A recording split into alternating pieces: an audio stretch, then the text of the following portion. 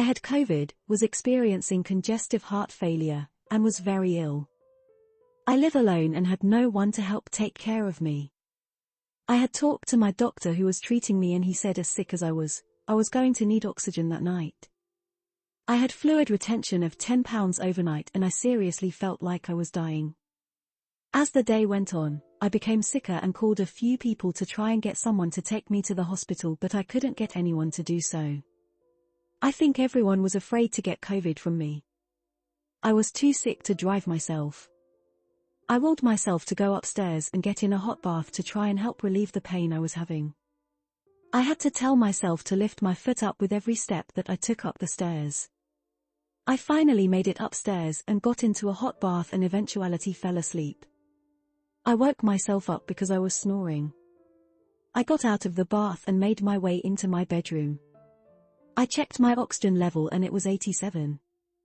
I was having a hard time breathing.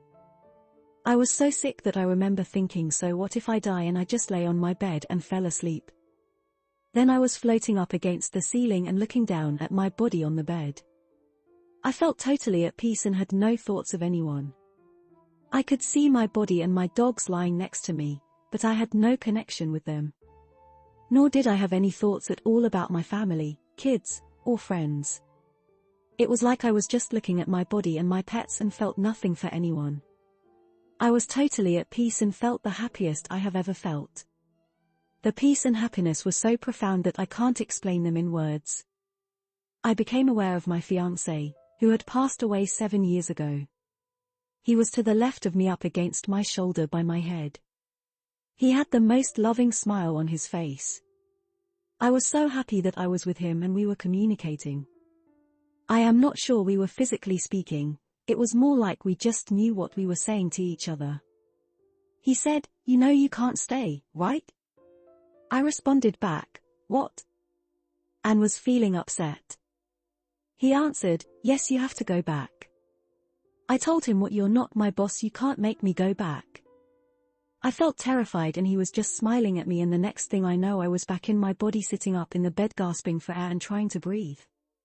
I felt angry and yelled at God, "Why did you make me come back? Why couldn't I stay? What did I do wrong? What do I still need to do that you sent me back?" I'm not sure how I made it through that night. Nor am I sure if that experience was an out-of-body experience or if I stopped breathing. But I do know it was real, and the experience gave me more assurance that there is more than this life. However, I was angry for a while and it took me time to get over the anger of having to come back.